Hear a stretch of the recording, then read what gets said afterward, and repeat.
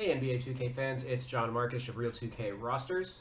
We are back covering the New York Knicks, recapping their season and previewing their offseason. I'm going to be updating my PS4 roster over the next few months, using it as a vehicle to deliver these season recaps as the teams get eliminated. Just search Real 2K on the PS4 server, and my roster should pop up. But let's dive into the Knicks, who finished with their 37 and 45 record, 11th in the Eastern Conference, coached by Tom Thibodeau.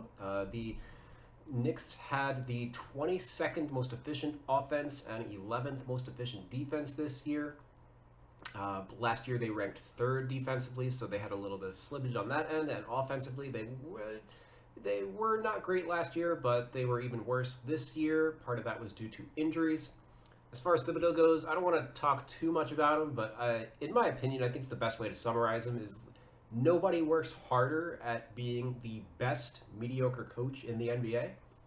He is extremely knowledgeable, outworks probably every single coach out there, but he can't get it out of his own way. He's very slow to make adjustments, and when he does, they are often jarring. Like the Kemba Walker benching this year for Alec Burks, who was not a point guard. That was a prime example of that. He's very reluctant to develop younger players. He never gave lottery picks like Kevin Knox and Frank Ntilikina a chance. He didn't develop Cam Reddish for 2 weeks after acquiring him for a first-round pick. And he kept playing Taj Gibson rather than playing Obi Toppin, who was similarly a lottery pick, even after it seemed clear that the team was not going to be making the playoffs. So part of the Knicks' problem, it doesn't all fall on Thibodeau. They stayed healthy last year in 2021, but this year they were missing three key rotation players for most of the year, being Derrick Rose, Kemba Walker, and Nerlens Noel. And we'll cover each player's impact as we get to each one of them. But the season more or less was defined by Alec Burks getting more starts, 44, than Kemba and Rose combined, only 41 starts. So when your starting point guard is not actually a point guard, maybe you're not going to have the best season. Their major transactions on the year, they really only had one, which was trading Kevin Knox and this year's first-round pick for Cam Reddish. I believe that ended up being like the 12th pick that's going to Charlotte. So, we'll cover that once we get to the end. But as far as the team overall changes, 2K Sports, they have 231 badges collectively on the Knicks players, which is like twice as many as they had on the Kings. Knicks are a big market, so they get a lot more attention than the Kings, despite like not being too different in terms of quality.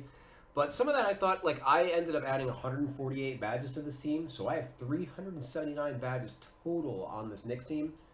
And I think a lot of that is just because, like, compared to a team like the Kings, who I did in my first off-season or season review recap type thing, the Knicks have a lot more established veterans, so they have guys with, like, more defined skill sets. They also have just, like, a lot of specialists on the team. So, like, Nerlens Noel, for example, is a defensive specialist, so he's going to have a lot of defensive badges than, like, the Kings probably have, like, Richaun Holmes, for example, in a similar role, who's just more, like, generic across the board, I would say. Although I would say that Holmes is probably the antithesis of Noel. Like, he's as good as Noel is at defense, that's how good Holmes would be at, like, finishing around the rim, etc.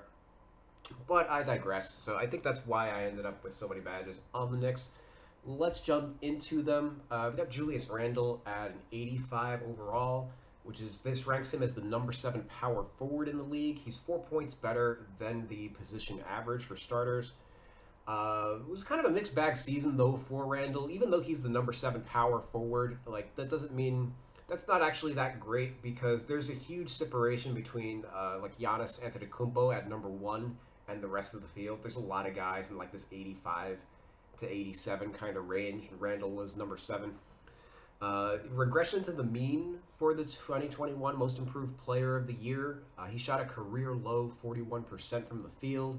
His attitude left major question marks all year, which means the extension that he got over the summer doesn't look great. In fact, it looks pretty bad almost immediately. As far as his badges, he's the only player on the Knicks who's a post threat. 4.6 post touches per 36 minutes. Does a lot more as a driver in isolation. Finishing efficiency was about the same as last season. So I gave him silver on his post moves and layups.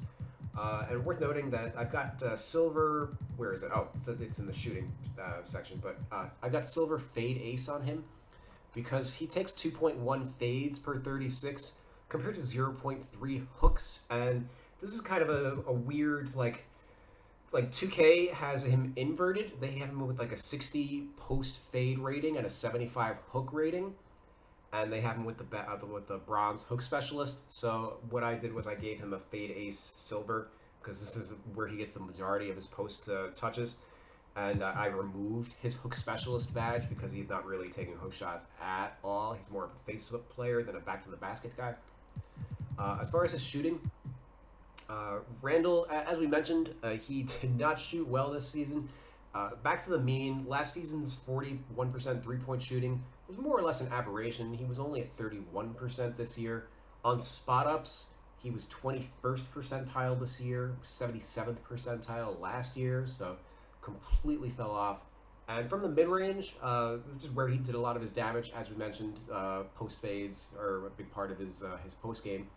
39% from mid-range in 2021, only 34% this year, so his efficiency in between the rim and the three-point line really dropped off.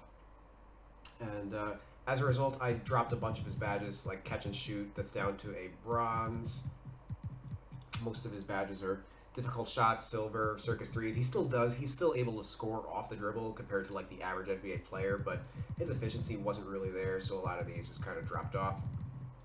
Playmaking, as I mentioned with the Kings in my Sabonis breakdown, Randle was third in assist rate, 25% assist rate among bigs, which is second among power forwards beyond Giannis, and he's really ball dominant in terms of like what a power forward normally does. He dominates the ball a lot to get those assists. 29% usage rate, which ranked 20th in the NBA. He combines for 9.6 post and ISO possessions per 36. Compare that to Domantas Sabonis.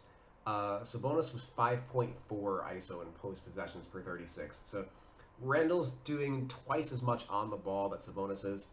And Sabonis has only a slightly worse assist rate, I believe 24% versus 25%. So Sabonis is making like very good reads, whereas Randle is like more or less dominating the ball and like kicking out to an open shooter when he's forced to. So very different stylistically, even though they're both good passers. Last year, Randle, this is not a new thing either, because last year he was second in ISO possessions, 393 total, and this year he was fifth. But the difference is this year he was only 44th percentile in terms of his isolation efficiency. Reggie Jackson was 16th in isolations, and he was the next player under 50th percentile. So when your star player is in the same category as Reggie Jackson, that's not maybe great. But as far as badges, I have on him this Hall of Fame quick step and triple threat Duke, just due to how frequently he's isolating. I might drop these down to gold as I get more data on the rest of the league. But based on like that is a very high amount of possessions that he's isolating on compared to the average NBA player. So those might stick, and it's just going to help him get to the rim, etc., and create those possessions for him. Defense, he gave less effort on defense this year, just more regression to the mean. He was a big part of he was just solid across the board last year, and that was part of why they were third overall defensively. And this year, the team fell from 3rd to 13th, so it's not surprising that his defense across the board kind of dropped. He actually blocked 2.5 times as many shots this year, 1.5%. Had a career low in block percentage last year, but I think just his overall effort was lower at times. Part of that was just like his maybe the perception of his attitude or whatnot, but he seemed like he was kind of dogging it a little bit. And just in general, I think that he's a better fit defensively next to Nerlens Noel than Mitchell Robinson. If you recall, last year, Mitchell Robinson went down for the year with an injury. This year, Nerlens Noel, it was his turn to be out of the lineup. And I think that Noel's quick feet probably help a little bit on the defensive end. When you put Robinson and Randle on the court, one of those guys is, got to get out and switch and stuff, and I think Randle's less adept at doing that, so that might have been another reason for the defensive slippage. But overall, like, he's a borderline all-star player, but like his inefficiency offensively was the major thing holding him back. And similar to like a guy like Domantas Sabonis, he's not really, his offensive load that he can carry because of his inefficiency. He's not a guy that you really want being a number one option. As a number one, like, he's really only going to take you to like 45 wins to maybe 50 tops if everything breaks right, which is what happened last year.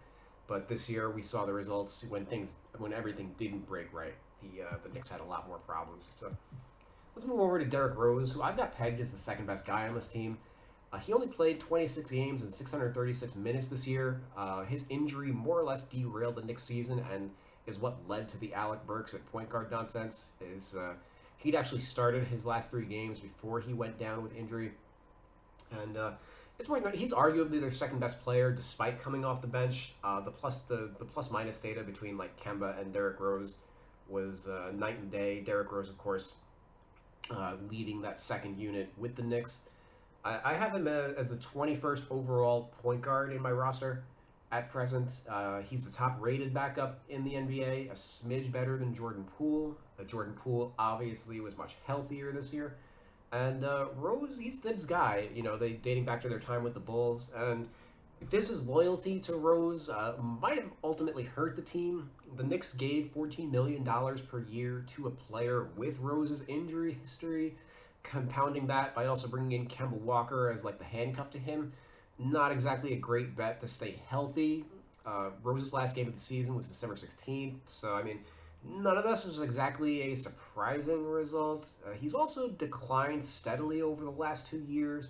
He's 34 next season, so I mean, I don't know how much more game he's got left in him. If he slips any further, he might be done in like this might be the last year of his career coming up. We'll see. I certainly hope not, because he's obviously one of the more popular players in the NBA, a former MVP, and you hate to see a guy, not be able to end his career on his own terms. But it was really what derailed the next season was his injury. Breaking down what he does on the court, finishing. He's still a crafty finisher. I've got the gold teardropper on him.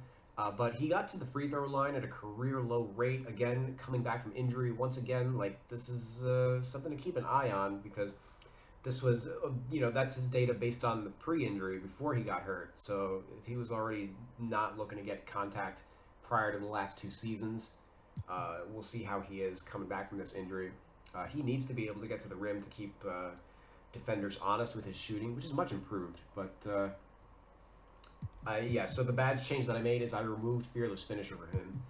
Going over his shooting, career high 40% from 3. And as mentioned, he's really developed relative to early in his career when his shooting was more or less a liability. So he's got silver catch and shoot, difficult shots, circus threes, bronze, because he does do a fair amount of this off the dribble, and he is pretty reasonable as a catch and shoot player. Playmaking, he's just very solid across the board, just like silvers all the way through. Had a 2.6 assist to turnover ratio, so he's probably the best passer on the team, and takes care of the ball very well. Has the best dribble on the team probably as well. Better at getting to the rim than Kemba Walker, certainly. And defense, he's also gotten better with age. Career high 1.9 block percentage this year. He does very well getting over screens, so that's something that has helped keep him in the league. Normally, players of his ilk end up not being good defensively, but he's been a big part of what the Knicks have done defensively the last 2 years, at least when healthy. Going over to RJ Barrett, who I have pegged as the 3rd best player on the team.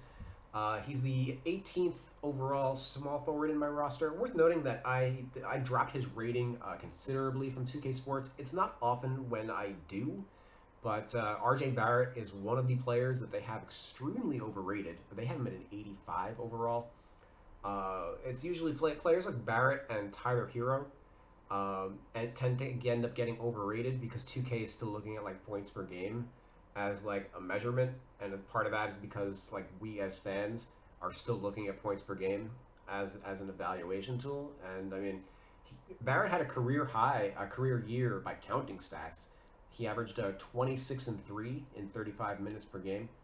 But the problem is he only shot, his shooting line was 41, 34, 71. 41 from the field, 34 from 3, 71 from the line. So super inefficient. He ranked 24th in the NBA in usage rate, which is how you're going to put up gaudy shooting stats or scoring numbers. But he was only 182nd in true shooting out of 197 players. And to put it bluntly, those are Russell Westbrook numbers. The difference is that RJ Barrett's a much worse passer than Russell Westbrook. So, I mean, yeah, he put up it's all about perspective. Like, Russell Westbrook is a bust because he's making $44 million and he's supposed to be, like, playing at an all-star level, bringing the Lakers to contention level. Whereas RJ Barrett is a young up-and-coming player, so it's, like, more excusable. He's not expected to carry the team to such great heights. So there is a little bit of that going on. Just bear that in mind a little bit when evaluating him. He's still getting better, and he's only 21 years old. So I mean, just because I don't consider him a borderline all-star at age 21 doesn't mean that he won't eventually progress into that. He could very well make his first all-star team next season, but that will be contingent on him improving a number of his abilities, which we'll get into right now. So finishing 5.5 field goal attempts per 36 at the rim. He's the only other Knick besides Julius Randle who can get to the rim. The problem is that when he doesn't get all the way there, it's ugly. From 3 to 23 feet, he was 129 of 421 from the field, only 31%. And he took 5.5 field goal attempts from 3 to 15 feet and only shot 31%. So he's taking a lot of shots, but he's not really able to convert him. He doesn't. You see, I don't have teardropper on him because clearly he's not. He don't have that yet. And a lot of his badges are about getting to the rim: fearless finisher, acrobat, pro touch, slithery finisher, etc. But when the defense is able to force him into like that short jumper, it's not good for him. So I've got him at like a 60 close shot rating, and that's really the main area that he needs to improve upon. Zach LaVine also had that in previous years.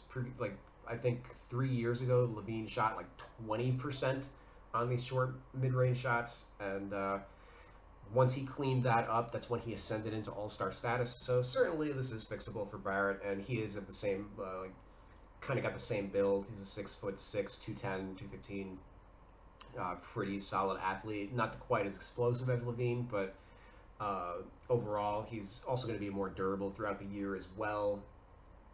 And his draft comp was James Harden, if I recall, because Harden wasn't a great athlete either. So as Barrett works on his crafty dribbling moves, etc., to create separation from the defender, that's going to be able to help him get cleaner looks on some of these shots. But yeah, that's part of why he's not. I am lower than 2K. Shooting wise, he's still developing as a shooter. He hit only 34% from three-point range this season after 40% last season, so he wasn't able to build on last season. He does have gold volume shooter, as mentioned, 20th in usage rate this year. He's shooting a fair amount off the dribble. He's just not really able to convert them, so you can see the rest of his badges are all like bronze. But bumping him up to gold was a step in the right direction for him. Playmaking.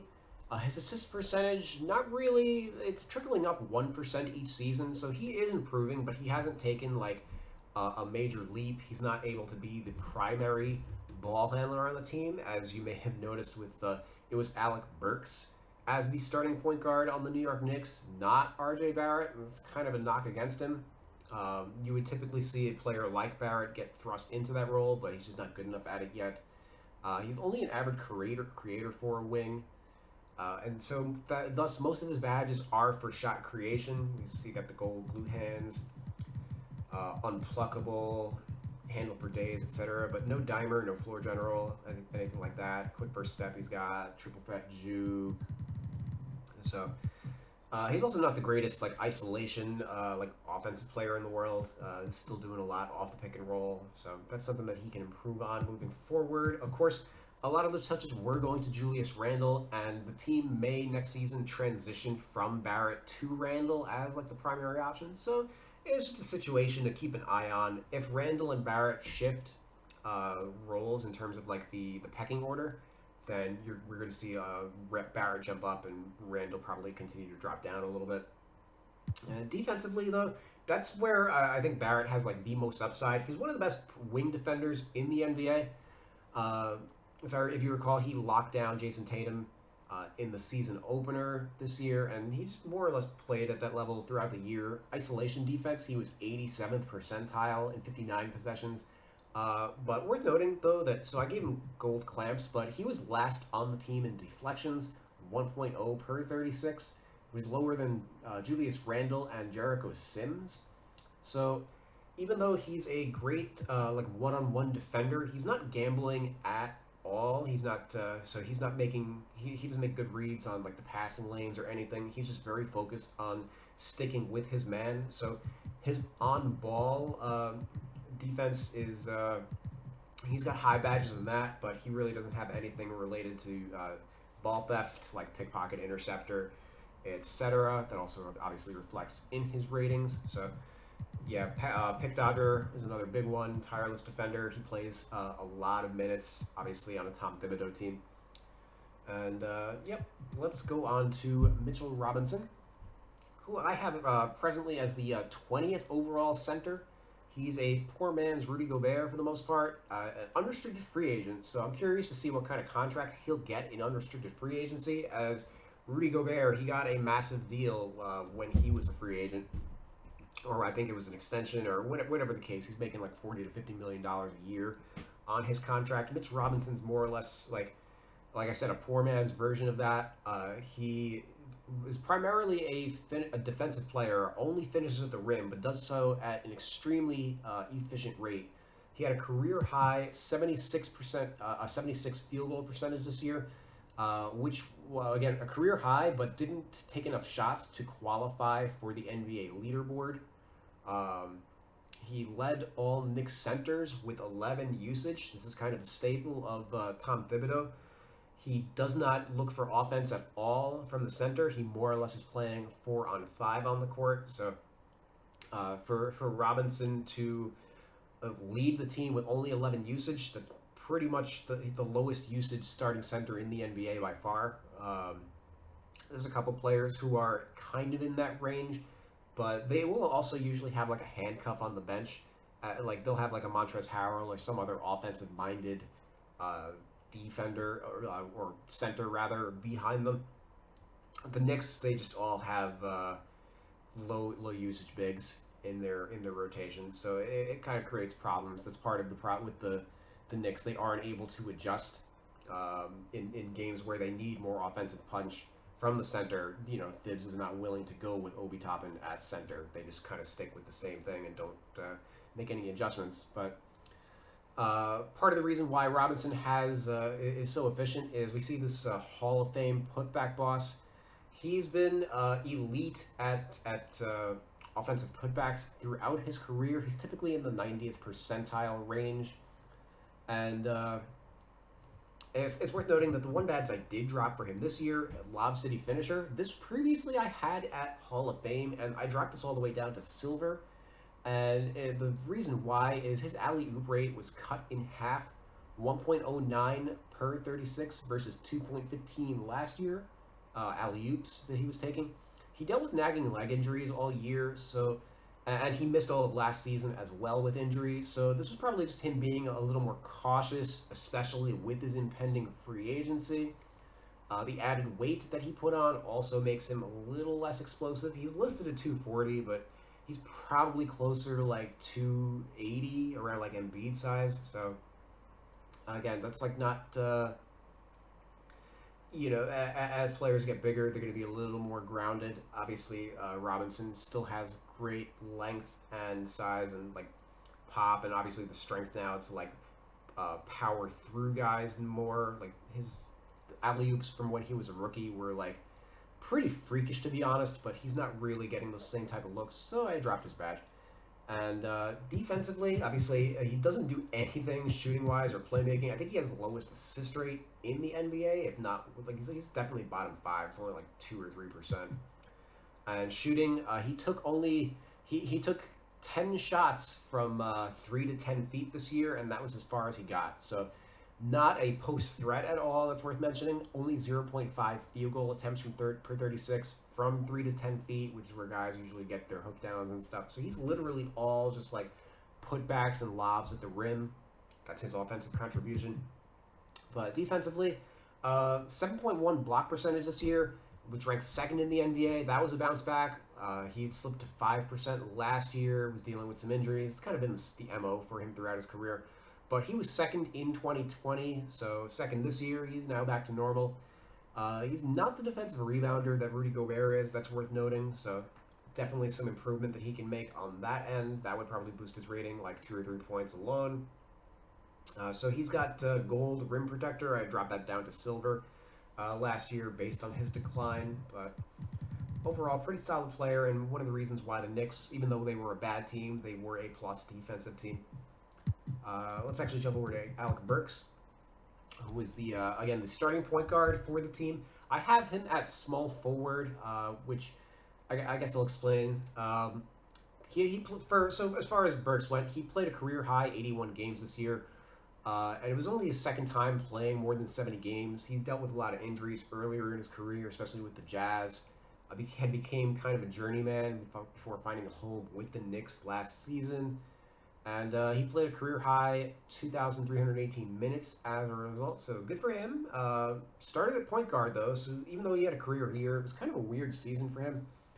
He was a point guard in 6 of the top 10 lineups for the Knicks. He played 2 lineups. 2 of those were with Rose, 0 with Kemba, and 4 total with IQ, Immanuel Quickley, who I think in some of those lineups, Immanuel Quickley was the 2 guard. But as the year went on, like in the second half of the year, IQ was playing point guard. So even though Burks like technically was a point guard in those lineups, I think it's for the future. I would consider him his natural small forward position, and he still played half his minutes there. It was basically the Knicks rotation was basically a 3-man rotation between Barrett, Burks, and Immanuel Quickley for the like primary ball handler, if you could call it that. It wasn't really the Knicks didn't really run with a point guard, just a primary ball handler, because Julius Randle also does a fair amount of the playmaking as well.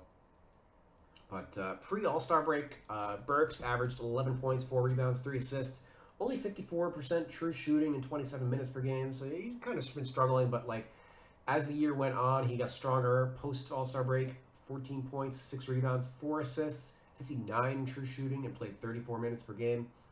And a big part of that was he shot 44% from 3. He didn't start off great to start the year, so he kind of came on as the year went on. As far as finishing, though, what really slipped as a finisher, only 38% on his layups this year, only 44% on the rim. He couldn't get to the rim relative to like previous seasons. He turned 30, so I mean, it's worth noting, like his athleticism has declined. He doesn't really dunk or anything anymore, but he's also miscast as a point guard, so I would say that like he probably had difficulty getting to the rim against some of the league's quicker players, and doesn't have like he has an okay post game, but this isn't something that I would like really go to, especially with when he's sharing the court with Randle to kind of create mismatches or whatever. Shooting wise, you can see I got a lot of silvers on him, as he shot 40% from 3 again after hitting 41% last year. So he proved that that wasn't a fluke. So he's got catch and shoot silver, and Circus 3's bronze, as he does do a fair amount of it off the dribble. Playmaking, some silvers, a couple bronzes. He's a solid secondary ball handler, but he should not be a lead guard. He's not that great of a pass. He's a ball handler, but not a passer or playmaker or anything like that. And defensively, he was pretty solid. Similar to Barrett, he was 88th percentile in isolation efficiency on synergy, 49 possessions. That's a big part of why Thibs was starting him. He was basically like, compare him to like Ron Harper with the Bulls, especially before Jordan came back to the team. That's more or less where I would peg Burks' impact with them, as he played a bigger guard for defensive purposes, and he didn't necessarily kill them on offense, but he wasn't he was only a minor minus on offense rather than like a big plus or anything that you normally see from most point guards in the league. So, but needless to say, I've got bronze clamps on him, a couple other badges. Overall, plus 12 in badges for Burks. 2K only has him at 8 total. Hopping on over to Obi Toppin, who I've got an 80 overall. I believe 2K's got him at like a 77. Pre-All-Star break, Toppin averaged 7 points per game, 4 rebounds on 58 true shooting in only 15 minutes per game. He really couldn't get on the court for Tom Thibodeau, but that loosened up a little bit post-All-Star break, especially when the Knicks got eliminated. Post-All-Star, 14 points per game, 4 rebounds, 68 true shooting, 23 minutes per game. So he got to showcase what he could do offensively. In 5 April games, he averaged 27 points, 6 rebounds, 3 assists, 38 minutes per game. So, and in total, as a starter in 10 games, 20 points, 7 rebounds, 3 assists, 35 minutes per game, 69 true shooting. His biggest problem really is just that he plays the same position as Randle, and neither one of them can really play center defensively. So he's a score-first backup. Going back to the Kings analysis I did, he's a little bit similar to Trey Lyles in that regard. He's more athletic than Trey Lyles, but also a worse shooter. He does have more upside since he's 3 years younger, but he is a little more polished than your average prospect at 23 years old. He was a 4-year college player. And I think that he could develop into a John Collins level of player with more playing time. The big thing that he needs to improve upon is his shooting. Collins, a career 38% three-point shooter. So far, Obi's only 31%, so that's really what's held him back a lot at the pro level. If he's able to hit 38% from 3, I think he should just be the starter over Randle. That's the point where you look into moving Julius Randle in a trade, I think. But in the interim, it's kind of an awkward fit. Part of the theory in drafting Toppin was the team was already kind of expecting to move on from Randle, and then Randle's breakout season last year kind of threw a monkey wrench into that. So I think otherwise, the year that Toppin had this year is probably what they were expecting him to do last year as a rookie, but Randle's emergence kept him from getting the requisite playing time. So as far as his finishing goes, his alley-oop rate increased. He actually led the team in alley-oops, so I got him up to gold in Lob City Finisher. Shooting, as mentioned, not great. He was slightly better than last season. He's catch-and-shoot corner specialist, but he ain't doing nothing off the dribble, so that's pretty low. And he doesn't really contribute anything else in any other area of the court. He's really just an offense player at this point, which makes him difficult to start. You need more well-rounded guys in your starting lineup generally. But pretty good season overall for him. Kemba Walker, 80 overall. But he had a pretty difficult season, the worst of his career, arguably. Only 37 games played, 11.6 points per game, 3.5 assists per game, 26 minutes per game. All of those were career lows. He was benched in December by Tom Thibodeau, who opted for Alec Burks' defense in the starting lineup. The wheels fell off pretty quick on Kemba. He averaged, he did come back and averaged 19 points per game in 6 December games. After the benching, he came back and he had some big games, some big scoring games once Rose got hurt and they needed somebody to come in. Because I think Alec Burks and Rose got hurt at the same time, so they just had no choice but to play Kemba, because Thibs is also extremely reluctant to give Immanuel Quickley any extended run at point guard for whatever reason. But after that, the wheels continued to fall off. He just wasn't able to stay healthy. 8 points per game in 13 January and February games before shutting down. I think he's probably played his last game with the Knicks. They're going to look to move him in the offseason. Whether or not they're going to be able to find a taker is anyone's guess. We'll cover that once we do the offseason preview. But I've previously compared Kemba to Lou Williams the last few years, dating back to when Kemba was with the Celtics, as like a microwave scorer that just really is not a good defensive player. He should probably be in a microwave, like, sixth man role rather than as a starter, as we kind of saw with like the Boston Celtics.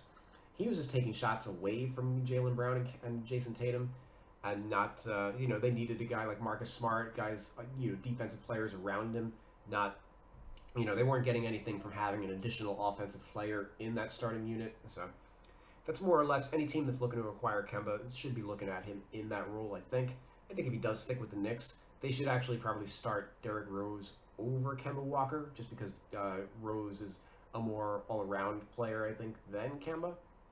The theory with Kemba was that his shooting would be a good complement to Randle, and I mean, it was to an extent. He still had some great shooting nights, but they do need somebody else who can get to the rim, and Kemba's just not really able to do that anymore. Only 51 field goal attempts at the rim in 37 games, so I mean, most of his badges now are like kind of out of like respect for him. I'm not willing to completely drop him off, and he still does some things. He's still okay with the teardropper, but like, his just overall rim efficiency isn't really gonna be there. Like a lot of these were silvers and golds in past years, so I really tanked him here. Shooting wise, still a great shooter off the dribble. It's just really everything else that's fallen off. I've got the gold circus threes on him. That's pretty much his bread and butter. Circus threes, gold, difficult shots, silver, dead eye, silver. He hits a lot of contested jumpers, but that you need more than that in order to be an effective NBA point guard nowadays. His playmaking, his pass numbers have gone down as his first step has waned, so he's still a fantastic dribbler and shot creator overall, but I mean, I got him down to like bronze and dimer, and the bronze and quick first step, as mentioned, like he's not really he's not doing much in isolation or anything anymore. He's the only player on this team that I actually dropped their badge total. -5 badges for him. 2K's got him at 43, which actually leaves the Knicks. Not the greatest look for them. You can see really going quickly back. I've got Barrett at 41. Rose I have tied with Kemba Walker, and then Randle I've got at 45. So I did tweak the badges up for the rest of the top guys on the team. Kemba Walker, like, if he continues to struggle, he's going to lose more badges, surely. Just a sample. It was more or less a mixed bag for him, because he had, like, he was really great in some games and then just awful, didn't look like an NBA player in the others. So, like, you have to kind of meet somewhere in the middle. So he's still got a couple bronzes and whatnot. But going over to Evan Fournier, who was the starting 2-guard on this team, he was brought in to provide some shot creation and scoring punch, but ended up just being like an erratic three-point gunner. And it was a clear downgrade from Reggie Bullock defensively, not worth $18 million a year. Defensively, we had major questions about how the Kemba Fournier backcourt was going to perform defensively after they went with Elfrid Payton and Reggie Bullock for all of last year. Obviously, the Knicks, they needed shot creation in the playoffs. Randle got exposed, so the theory between bringing those two guys in was that they'd be able to lighten his load, but they did sacrifice a lot defensively with those guys on the court, which is partly why they went with Alec Burks over Kemba after the first 6 weeks of the year, because they just did not mesh well on the court. Finishing wise, though, career low 42%, 42 field goal percentage for Fournier this year. Only 8% of his field goal attempts came at the rim, so he really was just like a three-point gunner on this team. Some of that is the coaching and Thibs' unimaginative offense, but it is worth noting that Fournier is 29, and it's not like he was the most athletic guy coming into this. He will be 30 next year, so it's something to bear in mind. Shooting-wise, he set the Knicks franchise record in three-point mid with 241. Previously, that was John Starks with 218. I actually remember the season that happened. That's how old I am, but which I believe was 93 or 94. I think it was 94. He beat his previous career high by 60. Actually, no, I'm sorry. It was 95 because that's when they had shortened the three-point line. But I digress. He beat his previous career high, Fournier did, by 68 threes made. But he also declined as a free throw shooter, a career low 71% from the line. So, I mean, this is a mixed bag overall, even though this was a good aspect of his season. So he's got the gold catch and shoot, gold quarter specialist, silver circus threes. the Knicks' best shooter for sure, but it's everything else that kind of left the fans wanting. His playmaking had his worst playmaking season in years, and they need better with all the point guard injuries. Some of this just again falls on Thibs as they were not utilizing Fournier in that role. Again, opting for Alec Burks as the starting point guard in this team. Probably could have went a little more to Barrett and perhaps Fournier, but again, maybe this was also just falls on like the decline of Fournier's athleticism. Like he didn't feel comfortable attacking the rim or anything, but it made him easier to guard, I think, as a result. And no defensive badges, as we outlined. Like he was better defensively the last few years with like the Magic and even the Celtics last year, but was not great this year. Going over to Immanuel Quickley.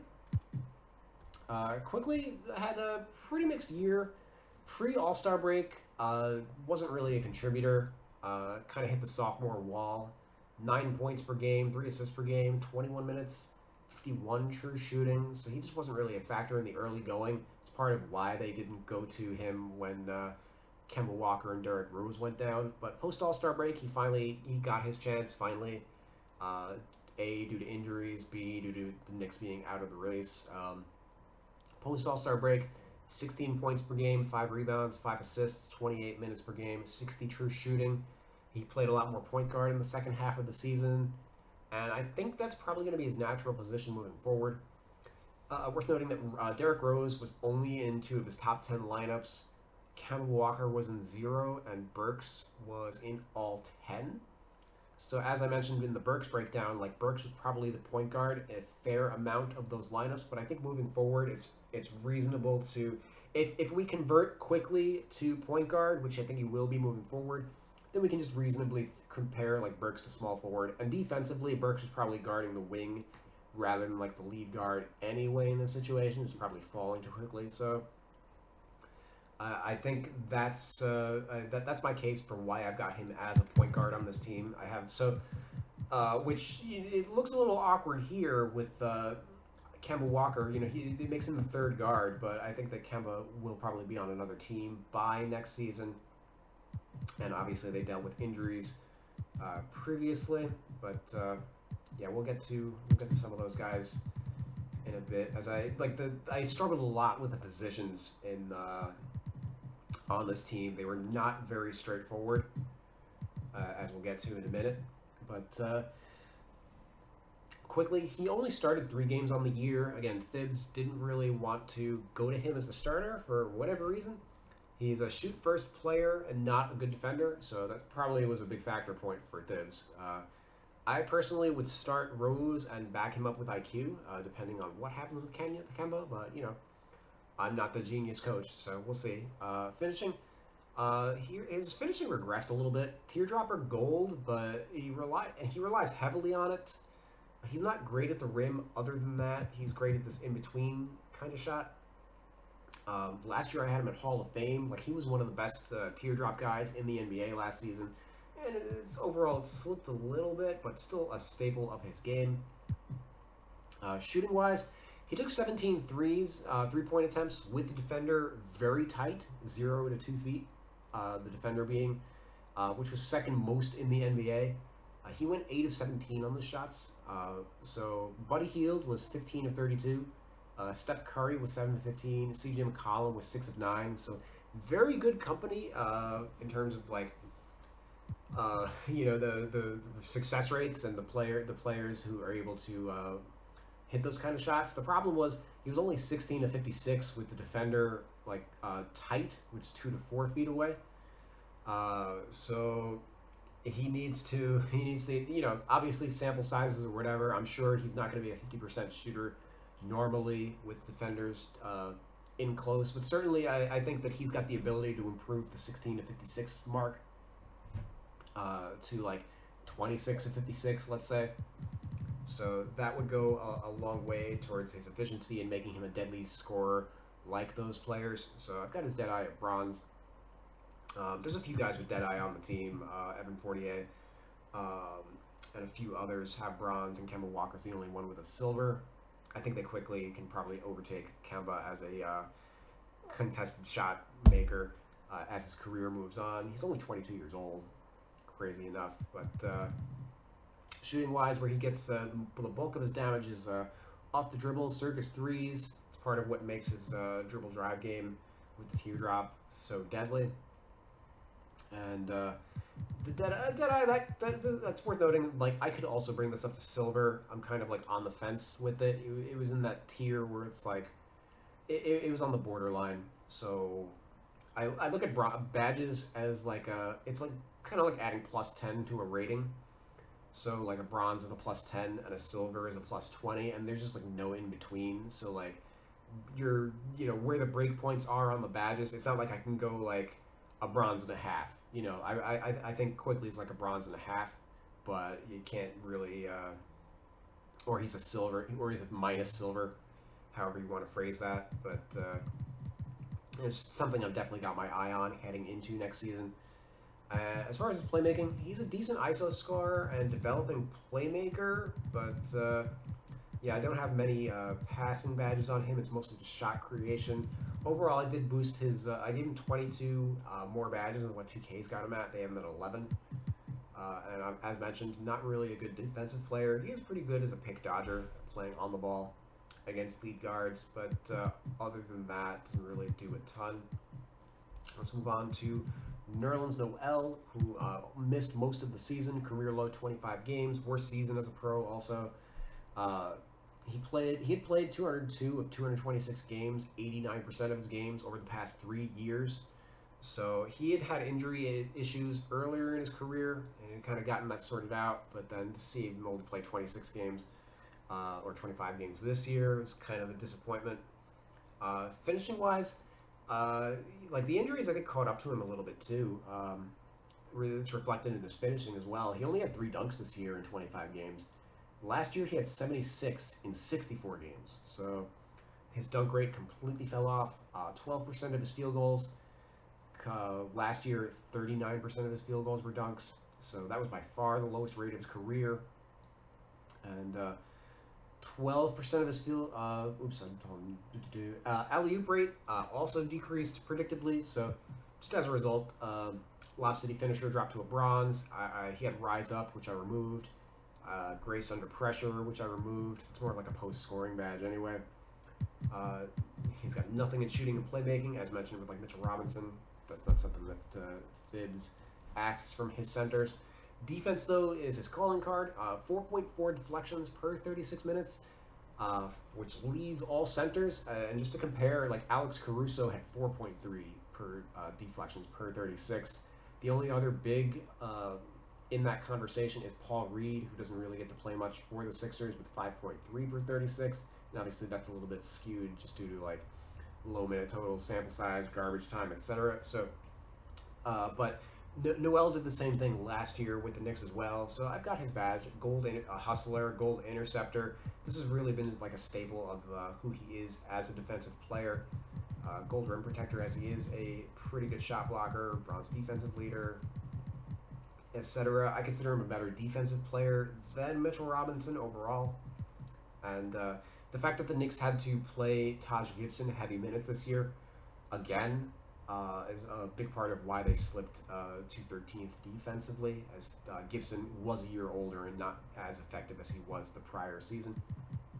And let's get to Cam Reddish, 77 overall.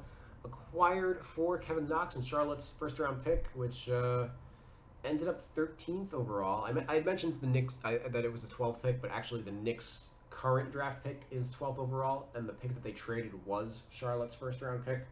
So that ended up being 13th, or at least projected to be those numbers because the lottery hasn't happened yet, but that's their lottery seed.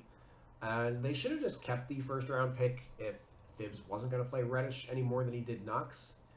Like I was like I couldn't believe it because I like Cam Reddish. I think he was pretty solid with the Hawks this year. He had a career year from an efficiency standpoint, but most of that came with Atlanta. He only played 15 games with New York before getting hurt. He caught 8 DNP, coaches' decisions, before getting hurt. He played 9 fewer minutes per game on a team that was not exactly loaded with talent. If you recall, the Hawks made the playoffs this year and the Knicks didn't, and he was basically the Hawks' sixth man during the time that he was there. Thibs ended up preferring Quentin Grimes, who's more of a specialist than Reddish, but hopefully Reddish gets a chance in training camp to show what he's got, or else the Knicks threw away a draft pick. Like, imagine how stupid the franchise will feel if the Hornets end up winning the draft lottery, or not the Hornets, but the Hawks with the Hornets pick. If the Hawks end up winning the draft lottery with the pick that the Knicks traded for Cam Reddish, that would just be foolish. But as far as his badges, he was okay as a finisher. Shooting, he improved. Well, he became more of a jump shooter with the Knicks. I don't know if he necessarily improved. His spot ups made up 36% of his possessions with the Knicks, 3.1 per game, and that was down to 25% with the Hawks, 2.2 per game. Shot 38% from three with the Hawks, but only 26% with the Knicks. So I mean, like, they weren't exactly playing to his strengths. He's still a developing shooter, and just making him into a catch and shoot player, the Knicks did. Like, that kind of hurt him a little bit. He's probably a guy who needs to do a little bit more off the dribble. He's got the bronze circus threes, but I'm sure most of that was with the Hawks rather than the Knicks. And that kind of factors into his playmaking. Pick and roll, 28% of his possessions with the Hawks, 3.5 per game, but only that dropped to 18% with the Knicks, only 1.1 per game. So, yeah, he spent more time off the ball than on, and part of the theory of Reddish as a player, he's still 22 and developing, and, you know, might be able to play a bigger offensive role than what he's currently being afforded. And it's not like he's a bad defensive player or anything. He's got good tools. He's athletic, has good wingspan, etc. Probably still developing his IQ a little bit, but that'll come with time. He's still young. But touching up on Quentin Grimes, who, as mentioned, he found his way into the rotation after Alec Burks shifted from the wing to starting point guard. The consummate 3-and-D guy, really, close to what Reggie Bullock was in 2021, so it's not surprising that Thibs would rely so heavily on him. It wouldn't be super surprising to see him overtake Evan Fournier or join the starters after, like, a trade. And, like, based on what I mentioned about Reddish, like, I'm not low on Grimes or anything. It was just, like, baffling to me that, you know, Grimes was the reason, or the scapegoat reason that Thibs used for not playing Cam Reddish. Like, oh, well, Quentin Grimes was playing really well. Well, you can find time for both of them. Or you don't need to play Evan Fournier, like, 35 minutes a game or whatever he was playing, you know, like. But Grimes, shooting-wise, he was 91st percentile in spot-ups, and those made up 51% of his possessions. So gold catch and shoot, silver corner specialist, silver set shooter, like, all this makes a boatload of sense. We'll see if he's able to maintain that efficiency. And defense, his ISO defense was comparable to Barrett and RJ Barrett, 93rd percentile. Or sorry, Barrett and Burks, 93rd percentile in only 19 possessions, a small sample. So that's why I have him at silver clamps rather than like a gold. But obviously pretty good. And I've also got pick dodger bronze on him. Overall plus 14 badges. 2Ks only got him with 1. And, you know, I definitely reward a specialist like him. Definitely needs, like, this is how you make a specialist. You give them high quality badges in just a few key areas. You know what I mean? So moving on to Taj Gibson, who we talked about a lot so far, as somebody that they just can't stop playing, despite his age at 36. It was the least productive season of his career. Should be entrenched as the third center on the team, but injury to Nerlens Noel and the preference of Thibodeau kept his minutes high. Finishing ability starting to slip with age, not looked at for post offense anymore, just a cleanup guy off the glass now. So I removed his hook specialist badge, even though that was something that he had done well for a number of years. Shooting, actually a career high 15 three-pointers made this year and shot 40%. So, I mean, I gave him some bronzes. Like, this isn't something that, like, he's really going to be relied super heavily on, but among the Knicks, he's the closest thing the Knicks have to, like, a shooting big man. You know, so, certainly he's taking more threes than Mitchell Robinson or Nerlens Noel. And defensively, He's okay. He's still solid, but he is slipping in a number of these areas. Just a bronze in most of these. Okay rebounder. He's best a defensive rebounder compared to offensive. Going over to Jericho Sims. Also, Gibson has an interesting contract decision coming up, which we'll get to later. But Sims, 74 overall. He was pretty reasonable as a. He was drafted 58th overall this year and was on a two-way deal. And he had a productive season overall. I have him in the same overall tier as, going back to the Kings recap, same overall tier as Alex Len. Sims, more of a specialist, better finisher and rebounder, which is reflected in his badges, fearless finisher, some dunking badges, etc. Whereas Len is more of like a complete player. He can step out and shoot the three a little bit, probably a better post player overall. But Sims, has value on the court, seems to generally fit the system with the Knicks, or at least what Thibs is looking for out of a center. And he'll probably get a standard contract once Taj Gibson retires. He did sign a 2-year deal on the two-way contract, so they have no reason to promote him. The only way they would promote him is if they were moving on from Gibson, which may or may not happen. We'll see. But finishing, like, he was on par with Mitchell Robinson as a lob threat this year, so that's part of why I gave him the silver for the Lob City finisher. And Brick Wall, one of the better roll threats on the team. He's a reasonable shot blocker, so plus 10 badges overall for Sims. The 2K roster has him at 0. Miles McBride, 72 at shooting guard. Dominated the G League in 9 games. He had 29 points per game, 11 assists per game, 39 minutes. 65 true shooting on 30 usage, 52% from 3, 47% assist rate. So you look at all those numbers and you think, damn, pretty solid point guard, right? But at the NBA level, he was off ball. He was an off-ball 3-and-D guy for the Thibodeau Knicks. Like, Thibs is just gonna Thibs. Like, he's just gonna play his way and like make you fit into his system rather than doing what you're good at.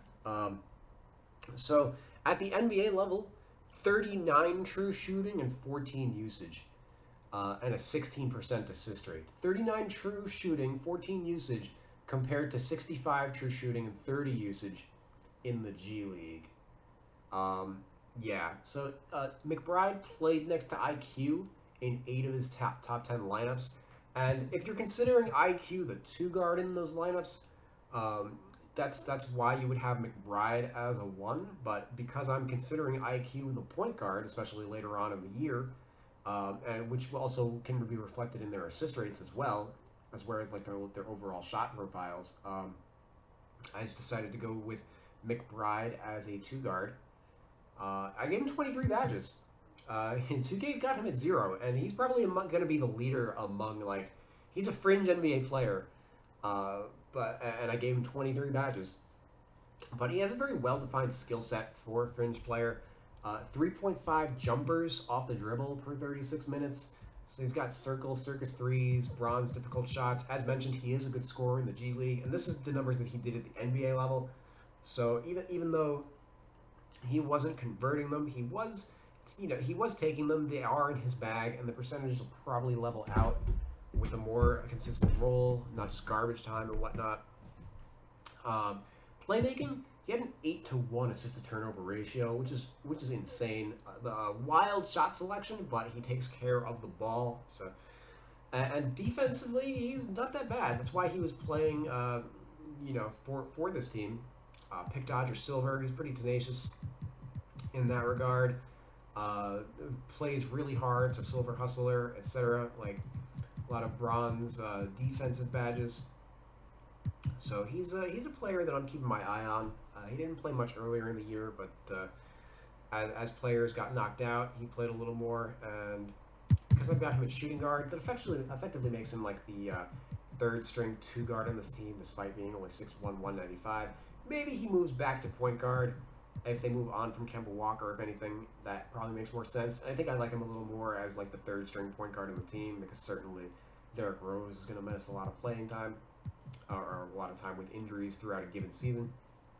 And going over to Ryan Arcidiacono, who I think a lot of people would be surprised to see that I've got him at shooting guard, but it kind of falls into the same conversation as Miles McBride, and he barely played with the Knicks. If anything, I felt like maybe he was a mentor for McBride, but given that they were used in like kind of the same role. Archidiakonos played a bunch of 10, or not played, but he signed a bunch of 10 days. Archidiakonos signed a bunch of 10 days with the team, but it took him 2 months to make it into an NBA game. Only played 10 plus minutes in 3 games, 76 minutes on the year. He's a locker room guy, probably a future coach. And as mentioned, I changed his position. He played off the ball as a shooter for the Knicks. That was also reflected in his assist rate. And just from like the little bit of tape that I watched on him, he was definitely playing off of Immanuel Quickley, which is part of the reason why I changed Quickley to point guard. Combo guard's probably his long-term role if he sticks at the NBA level, because offensively, obviously, he's not a very good finisher or anything. He's always been like a shooting level player. So, and that you just need a point guard who's going to be able to penetrate, get to the basket in order to run like an efficient offense. So, and then we're going to finish off with Ferran Hunt, who I know perilously little about. I didn't watch much tape on him, but he seems like a solid athlete, played most of his time in the G League. He signed a two-way very late in the season and played 8 minutes at the NBA level. So I gave him Lob City finisher, and everything else is kind of like a work in progress. I think he might be a reasonable defensive player. Maybe he gets like interceptor or something later on, but for now I was content to just leave him at that. So going over to the offensive outlook for this team, Mitchell Robinson is an unrestricted free agent in 82 overall. Archidiakono, also unrestricted free agent. Obviously, I don't think he might be a camp invite or something, but I doubt he'll be back. And Taj Gibson has a non-guaranteed deal worth $5.2 million. And the Knicks, they have $0.5 million in cap space. They could waive Gibson for $5 million in space, but re-signing Robinson would kind of cancel out the space anyway. So I think that they can also let go of Gibson and then re-sign him for the veteran minimum, but there isn't like it's not a given that he would want to do that. He might want to join a different team. Like they don't really. If all they're doing is like paying a little extra luxury tax, like I could see the Knicks just like paying the little bit of extra money to keep the player happy, you know. And the only way that they're going to let Gibson out of his contract is if they want to replace him on the roster with somebody else. And so it's kind of a wait and see. It could go either way. And once they do let Gibson out of his contract, which it's worth noting that like this is probably his last season in the NBA, regardless. He actually, let me not say never, because Udonis Haslem obviously is playing into his 40s in basically an assistant coach role, and we could definitely see Taj Gibson fill that role for Thibs for the rest of his career. But I definitely think that Jericho Sims is eventually going to get a standard contract, and that probably would come at the expense of Gibson. And obviously, they're going to be searching for a Kemba Walker trade partner. That's going to be the big story for the team. So what they need is a starting caliber point guard.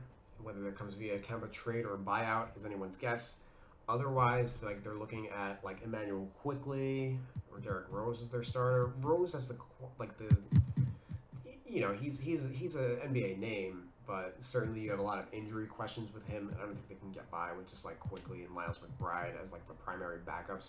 So they do need to get a playmaker, even without Kemba Walker. But as far as like potential homes for Kemba, I went around the league looking, and like the Hawks are a possibility. I did compare him to Lou Williams earlier, and Lou Williams is retiring, so they do need another option. The thing is, like, Trey's role is so big now that, like, I don't think that Kemba would be. That's really a great fit. Kemba still wants like a pretty reasonable role, and I don't think you can really play Lou and Trae Young in the same lineup to begin with, much less Kemba and Trae Young. It's one thing when like Lou Williams is 35, he's okay being a part-time player at this point, but Kemba's still like 30, 32, I think. So not the greatest fit, but they are really looking to fill a player of Kemba's caliber, certainly. The Charlotte Hornets, ironically enough, they brought in Isaiah Thomas to be LaMelo Ball's backup late in the year. They didn't have a point guard really for much of the year, for the last 2 years, ever since Kemba Walker left. So a reunion here would kind of be ironic, since they opted not to re-sign Kemba Walker for they didn't want to give him a big contract because they didn't think he was going to hold up health-wise, and they ended up being correct. Kemba's contract with the Celtics ended up being awful, and he ended up getting bought out from it after they traded him to the OKC Thunder 2 years later. So potential reunion here, and because LaMelo Ball's got size, you can actually justify playing him and Kemba in the same lineup at the very least. But you've also got the Lakers, who are obviously looking to move on from Russell Westbrook. Obviously, Westbrook was terrible. Kendrick Nunn was hurt all year. Augustine was the backup post All-Star break, and like as bad as Kemba was, he's a better version of Augustine at this stage of their careers. So I do think Kemba's got he's got value. He's just got to be a reasonable amount. Like, he shouldn't be playing more than like 24 minutes per game or anything like that. And the other team that could really use him probably is the Washington Wizards, who have the worst point guard situation in the NBA. They started Raul Neto after they traded Spencer Dinwiddie. They were starting Neto, and then ended the year with like Tomas Satoransky as the starter. So obviously, just from a talent perspective, Kemba would be a big upgrade. And it's not like Raul Neto's size-wise, he's not much different from Kemba Walker. They're already using him as a shoot-first point guard. So I think that those are the top options that they you could find a home for Kemba with those groups. Projected depth. So part of the reason that I have Burks at the small forward, backing up RJ Barrett, and nothing really changes here. If we just like throw, I don't think that Kemba's going to be the starter on this team.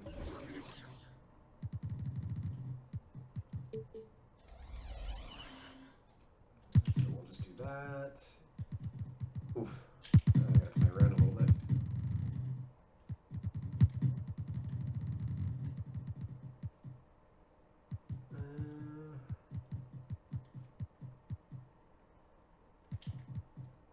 So it's going to be either one of these guys starting. Let's throw Rose in as the starter.